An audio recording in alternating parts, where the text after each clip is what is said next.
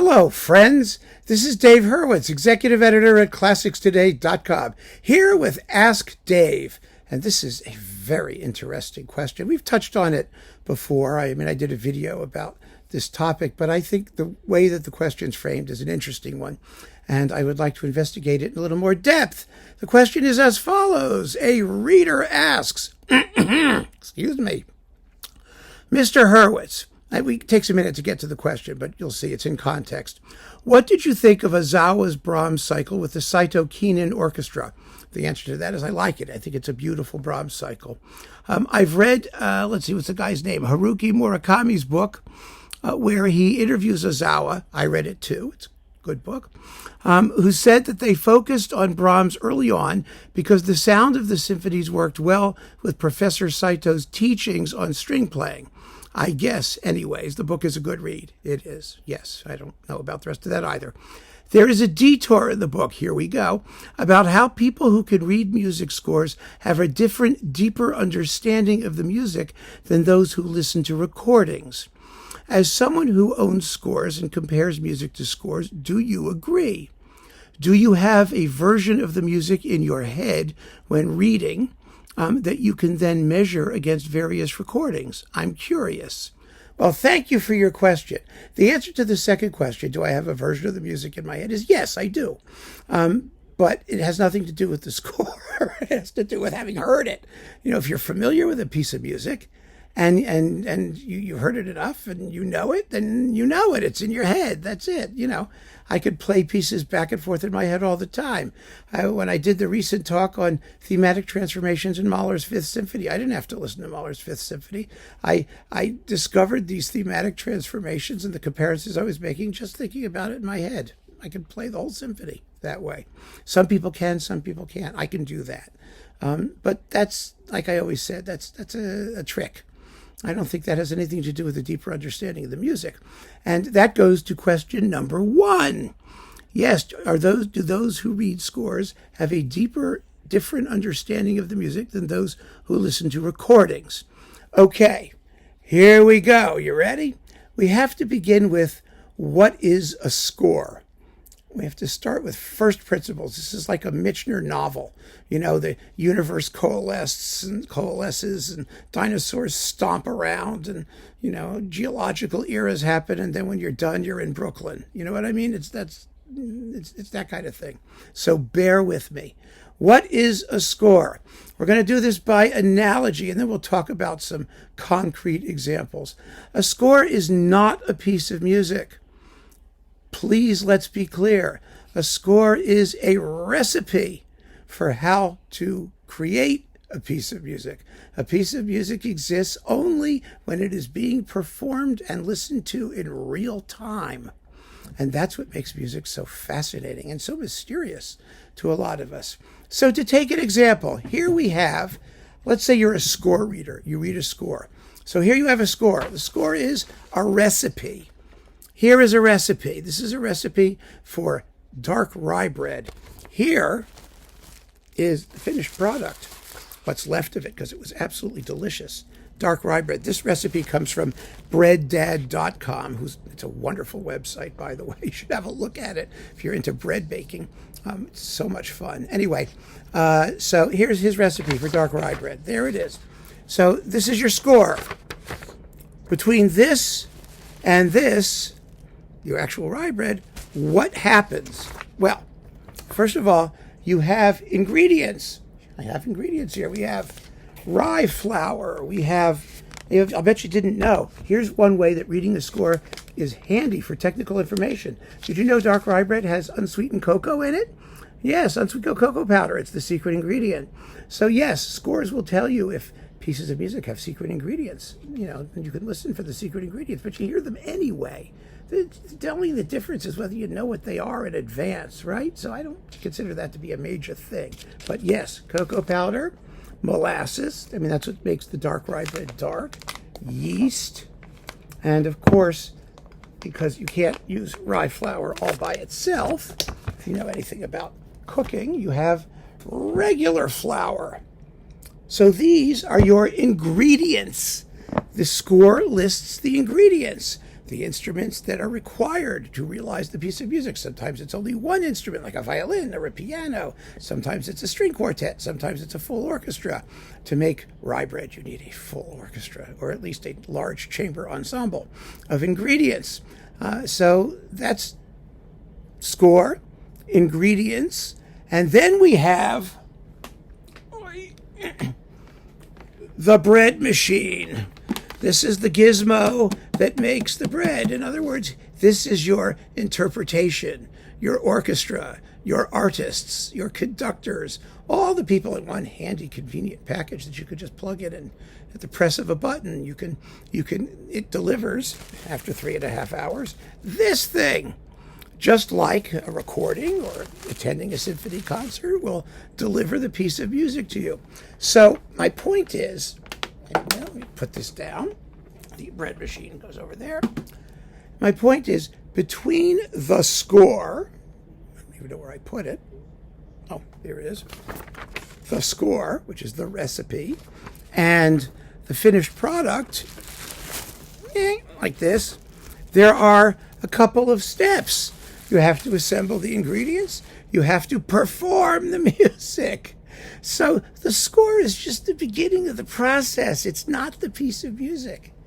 You can learn everything you want about the recipes. But here's the key. Here's the point. If you don't know what the finished product is supposed to be, rye bread, then reading the recipe is practically useless. It may intrigue you, it may interest you, it may make you want to go through the process of creating the finished product, but you're going to have no idea what it sounds like. How do you even know you want to make rye bread? Sometimes from a mere list of ingredients, you want to say, oh, that's so interesting. I'm just dying to see how that comes out. And you try it. It may not come out right, but you try it. You're still working with no knowledge. 99.9% of the time, people who read scores and claim that they understand a piece of music merely from reading a score, it's because of their experience of music, their prior experience, that they can make that claim. I know what rye bread tastes like, so I wanted to make rye bread, and I looked for a recipe that looked really good, and that's the one I made. But I never would have done it if I hadn't known the rye bread in the first place. So even if you don't know the piece of music in question, let's say it's a completely unfamiliar orchestral piece, you know what a symphony orchestra sounds like. You know what certain combinations of instruments sound like. You know enough so that you might be able to get a sense of the piece just from looking at a score. And that's a legitimate way to acquire musical information.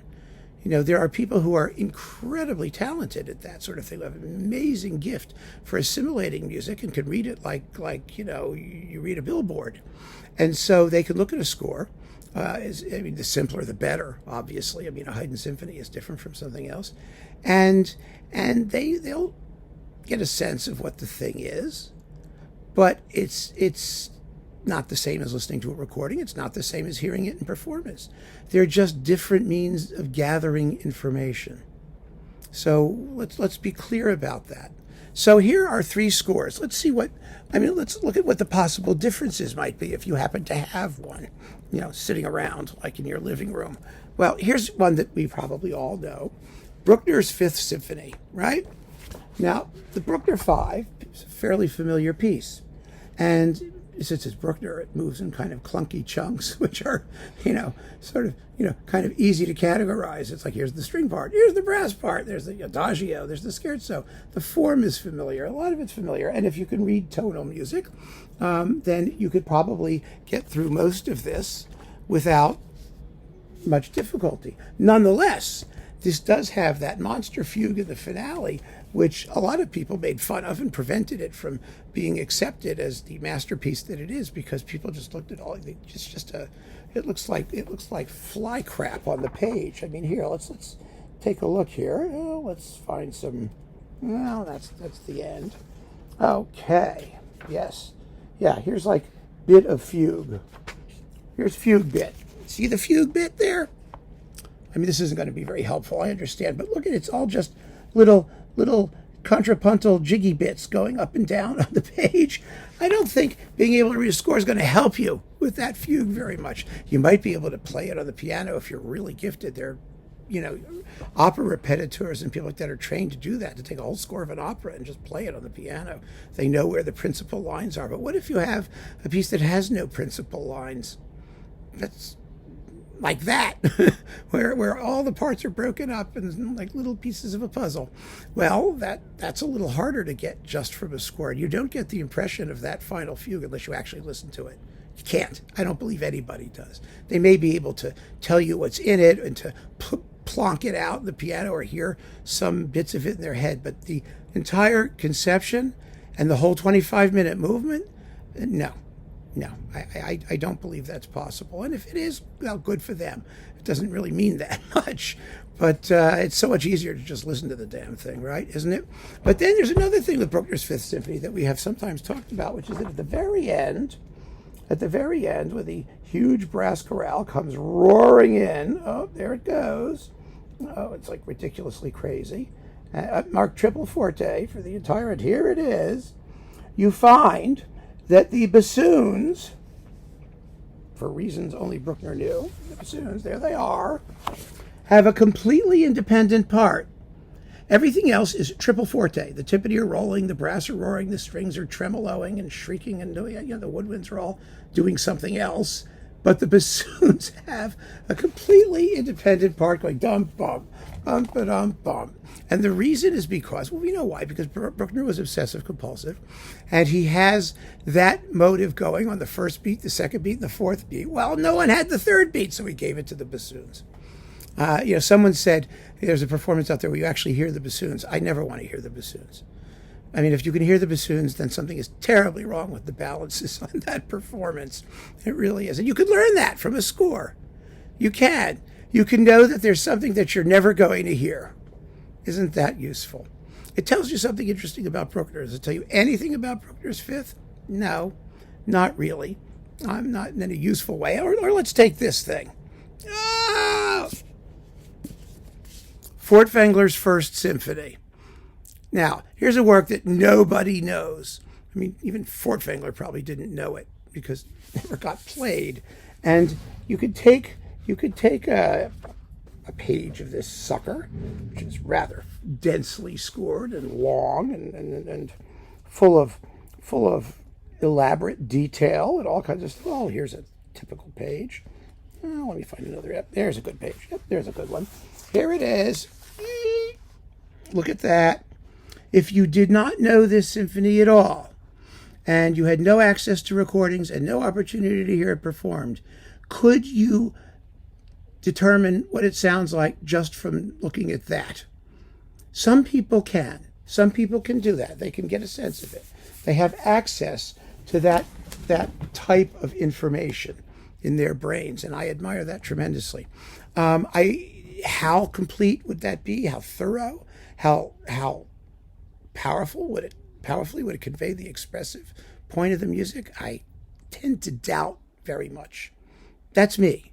I could be wrong. People could deny that. But I think that the amount of information you get from a score is really somewhat limited to, if you don't know the music already, is limited to whether you would be interested in actually hearing it. Because there's stuff that intrigues you. And I know people, I mean, I've had, colleagues, friends who were really unbelievably musical. I had a very dear friend who was brilliant. He could reduce a score to anything he could play, anything at sight. He was a genius.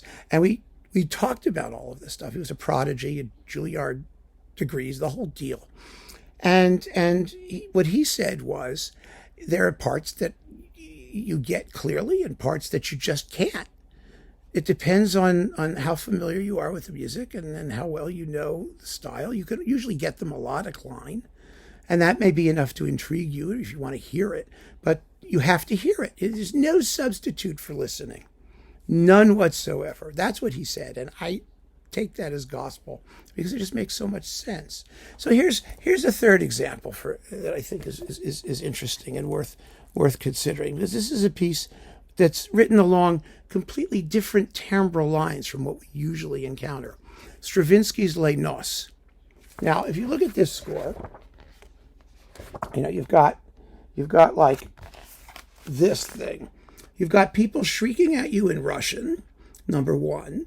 And then you've got 4 pianos. And then you've got a batch of percussionists whacking and slamming away at mostly unpitched, but at the end at least pitched percussion instruments. This is a texture, a kind of sound that had never been produced before by anybody ever.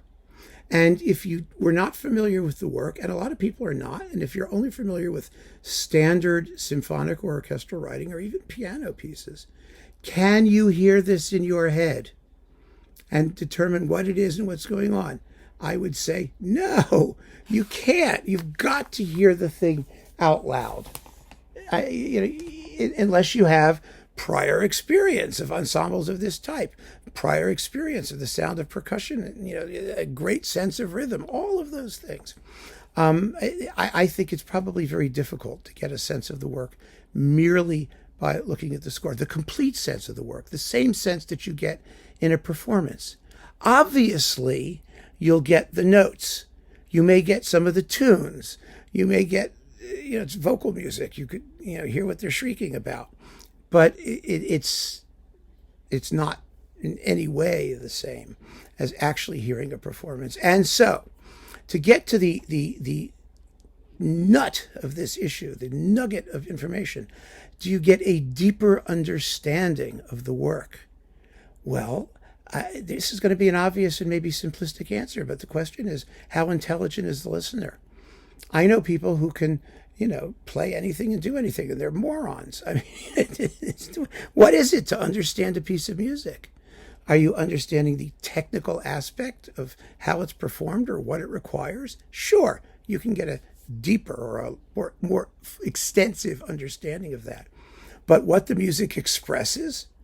What on earth does looking at a score have to do with that? It doesn't tell you anything about what the music expresses, unless the composer writes like words and notes and footnotes and descriptions about what it's trying to express. But it still doesn't give you the experience of hearing it and feeling what the music expresses. The only way that happens is by listening. The only way. And I absolutely deny that people who only listen to recordings or go to live concerts have any shallower an understanding of a piece of music than professionals or musical geniuses or anybody else. That's nonsense. We are all on the same level when it comes to understanding the expressive point of a piece of music. You either get it or you don't. It either hits you or it doesn't. And 3 people may experience it in 3 different ways. So what is a deeper understanding? This score business for me, it's mechanical, it's technical. It's taking the recipe, finding the ingredients, throwing them together, dumping them into the gizmo, and then 3 hours later you pull out the finished product. Voila. So yes, I have a greater understanding of rye bread. I know it has cocoa powder than some people who just eat the damn thing. But do I have a deeper understanding of rye bread? Is my experience and enjoyment and feeling about rye bread different because I know it has cocoa powder? No, that's just a fact. It's a quotidian fact. And so I really believe that, I have these scores. I love looking at them. I am fascinated by how things get done, how composers accomplish what they do. I love looking at that stuff. It's the backstory. But it has nothing to do with the experience of music. It's just additional information, helpful information, useful information for me as a critic. If a performance doesn't do something that's in a score, I could say, well, it doesn't do something, and it has this effect on the performance, and possibly on one's experience of the music, one's feeling of the music.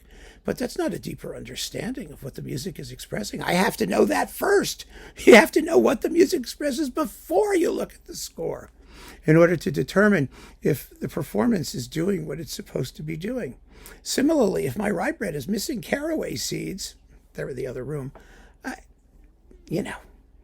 know it's missing caraway seeds because it should have those, because I know it's in rye bread.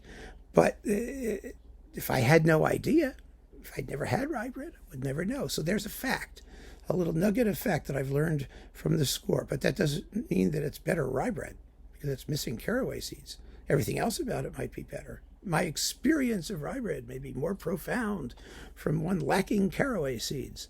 So the answer to your question is I think that that's completely wrong. I think it's an elitist attitude.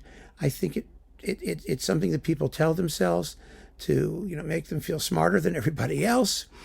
There is no question that they have more information, but do they have more understanding? I don't think so. That's my feeling about it.